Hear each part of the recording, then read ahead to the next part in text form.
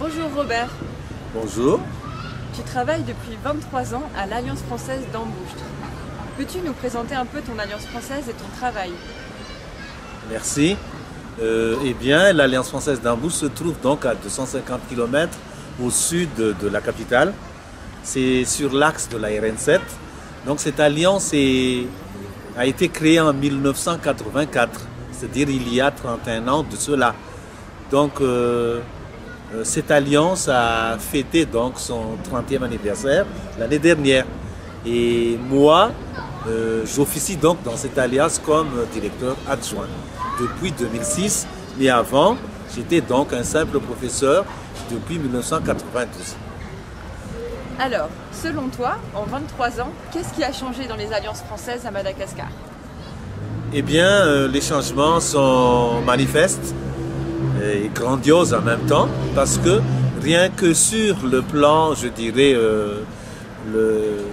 l'apport de l'Internet, c'est-à-dire la présence de l'Internet comme outil de travail, ça a beaucoup changé au niveau de la communication dans le réseau. Et ensuite, dans les cours, dans l'axe pédagogique, c'est le renouvellement donc des méthodes.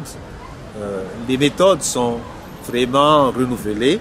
Et ensuite, la plateforme qui a conduit donc les profs dans toutes les alliances à travailler dans la plateforme. C'est-à-dire on peut s'échanger maintenant beaucoup de documents et grâce à cette méthode, on peut avancer dans le réseau de l'Alliance à Madagascar.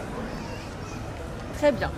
Et alors justement, selon toi, est-ce que les relations sont bonnes au sein du réseau des 29 alliances françaises de Madagascar?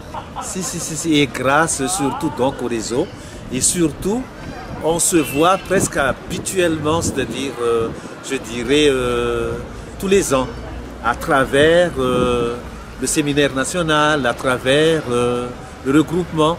Et rien que, pour ne citer que le cas des coordinateurs pédagogiques, il y avait 2-4 regroupements dans l'année qui permettaient donc aux alliances de faire des échanges d'expériences, et ce qui ne fait que augmenter, je dirais, le taux de réussite du réseau en général.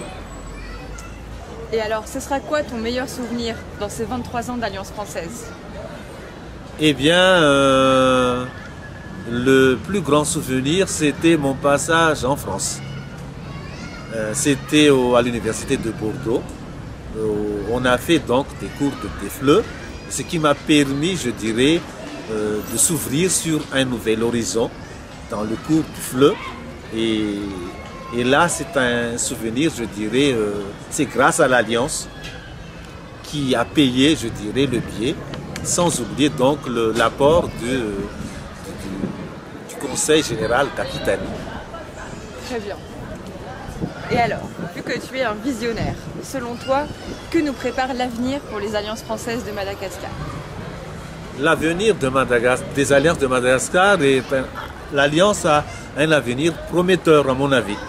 Pourquoi? Parce que d'abord, avec ce qu'on a, l'Alliance gère bien donc ses outils, à savoir donc l'Internet, c'est-à-dire la connexion. C'est un outil, je dirais, de grande qualité.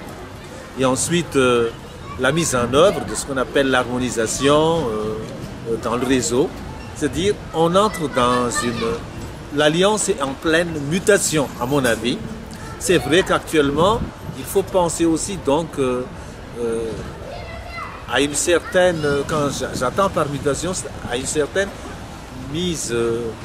prise en main des malgaches du réseau.